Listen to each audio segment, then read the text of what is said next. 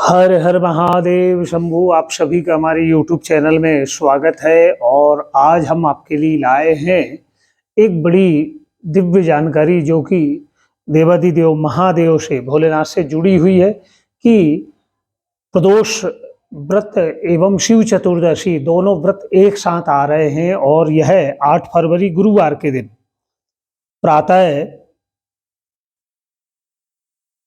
प्रातः 8:59 तक त्रयोदश तिथि है। तत्पश्चात चतुर्दशी तिथि लग जा रही है। तो शिव चतुर्दशी और त्रयोदश व्रत जो आप अगर धारण करते हैं तो आपको 8 फरवरी गुरुवार के दिन यह पूजन अर्चन भोलेनाथ का करना है। भोलेनाथ की पूजन का बहुत ही अत्यधिक महत्व है, क्योंकि जैसा कि शिव महापुराण स्कंद पुराण के अंतर्गत वर्णन आता है कि एक ही भगवान ऐसे हैं, एक ही देवों में देव जिन्हें हम महादेव कहते हैं, इनके पूजन में स्कंद पुराण के अंतर्गत ना ही कोई विधि ना ही विधान, बड़े मन भाव से सहजता से पूरे एकाग्रता पूर्वक सहजता पूर्वक बिना दिखावा के बड़ी सरलता से अगर आप शिव जी की आराधना करते हैं तन्मयता के साथ पूरे मन भाव से एकाग्रचित भाव से, तो आपकी मनोकामना भोलेनाथ की कृपा से सिद्ध हो जाती है।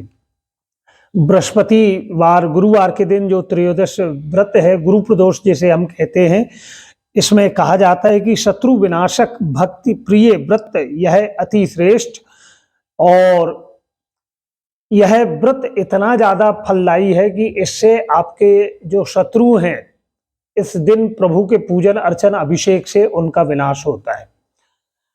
और इसकी बड़ी दिव्य कथा है। और आने वाले माह में मार्च में फल्गुन में 8 मार्च को महाशिवरात्रि रहेगी। तो इस बार का और फरवरी में 8 फरवरी की शिव चतुर्दशी है और 8 मार्च की शिवरात्रि है। तो यह बड़ा संयोग है। शिव चतुर्दशी निमित्त शिवरात्रि निमित्त आप संध्या के समय और प्रदोष निमित्त भी आप संध्या के समय शिव जी का जाकर पूजन अर्चन करें। दूध दही पंचामृत गन्ने के रस से प्रभु का अभिषेक करें। अकौआ अकोना के पुष्प ले लें या शमी के पुष्प शमी पत्र बेल पत्र में राम नाम लिखकर शिव जी को अर्पण करें। और त्रयोदश गुरु प्रदोष की बड़ी एक सुंदर सी कथा है, वह भी आप श्रवण करें। कथा आरंभ होती है कि इंद्र और वृत्तासुर नामक एक राक्षस का घनघोर युद्ध आरंभ हुआ। उस समय देवताओं ने दैत्य सेना को पराजित कर नष्ट कर दिया। अपना विनाश देखकर वृत्तासुर अत्यंत क्रोधित हो स्वयं युद्ध के लिए वह युद्ध मैदान में आ गया। मायावी असुर ने आसुरी माया से भयंकर विकराल रूप धारण किया। उसके स्वरूप को देखकर इंद्र आदि सब देवताओं ने इंद्र के परामर्श से परम गुरु बृहस्पति जी का आवाहन किया। गुरुदेव बृहस्पति देव तत्काल आ गए और कहने लगे, हे देवेंद्र, अब मैं तुम्हें वृत्तासुर की कथा बताता हूं, उसे तुम ध्यान पूर्वक सुनो। वृत्तासुर प्रथम बड़ा तपस्वी कर्मनिष्ठ था। इसने गंधमादन पर्वत पर उग्र तप करके शिव जी को प्रसन्न किया था। पूर्व समय में यह चित्रथ नामक एक राजा था। तुम्हारे समीप जो सुरमय वन है वह इसी का राज्य था। अब साधु प्रवृत्ति का विचारवान महात्मा उस वन में आनंद पूर्वक निवास किया करते थे और भगवान के दर्शन की अनुपम यह भूमि थी। एक समय चित्रथ स्वेच्छा से कैलाश पर्वत पर चला गया। भगवान का स्वरूप और वाम अंग में जगत आदि शक्ति जगदम्बा को विराजमान देखकर चित्रथ हंसने लगा और शिव जी से कहने लगा कि हे प्रभु, हम माया से मोहित हो विषयों में फंसे रहने के कारण स्त्रियों के वशीभूत रहते हैं, किंतु देवलोक में ऐसा कहाँ दृष्टिगोचर नहीं हुआ कि कोई स्त्री से इस सभा में बैठे।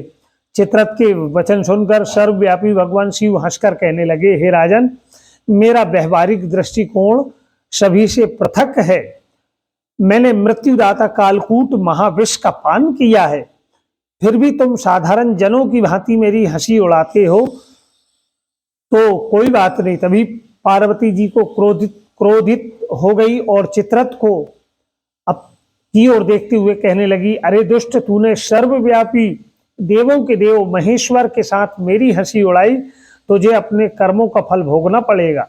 उपस्थित सभासद महान विशुद्ध प्रकृति शास्त्र के तत्व निवेशी हैं और सनक सनंदन सनत कुमार ये सर्व अज्ञान नष्ट हो जाने पर भी शिव भक्ति में तत्पर है। अरे मूर्ख, तू अति चतुर है, अतएव मैं तुझे यह शिक्षा दूंगी कि तू कभी संतों का मजाक का दुस्साहस नहीं करेगा। अब तू दैत्य रूप धारण कर विमान से नीचे गिर जा। मैं तुझे श्राप देती हूँ, मेरे श्राप से तू इसी समय पृथ्वी पर जाकर राक्षस की योनि तुझे प्राप्त हो। जगदम्बा भवानी ने चित्ररथ को यह श्राप दिया। वह तत्क्षण विमान से गिरकर राक्षस योनि को प्राप्त हो गया और प्रख्यात महासुर नाम से प्रसिद्ध हुआ। तो अष्टा नामक ऋषि ने उसे श्रेष्ठ तप से उत्पन्न किया। अब वही वृत्तासुर शिव भक्ति में ब्रह्मचर्य से रहा, इस कारण तुम उसे जीत नहीं सकते। अतएव हे इंद्र, हमारे परामर्श से तुम गुरु प्रदोष व्रत को धारण करो, जिससे महाबली शक्तिशाली दैत्य पर तुम्हें विजय प्राप्त कर पाओगे। गुरुदेव के बृहस्पति भगवान के वचनों को सुनकर सब देवता प्रसन्न हुए और सभी ने गुरुवार त्रयोदशी प्रदोष व्रत को विधि और विधान के अनुकूल किया, जिसके प्रभाव से उन्होंने राक्षसों पर विजय पाई। यह गुरु प्रदोष की बड़ी दिव्य कथा। आप यह कथा और भी अन्य लोगों तक अवश्य भेजें, जिससे वह भी इसका लाभ उठा पाएँ। और आपने हमारे इस चैनल को सब्सक्राइब नहीं किया है तो इसे आप अवश्य सब्सक्राइब करें।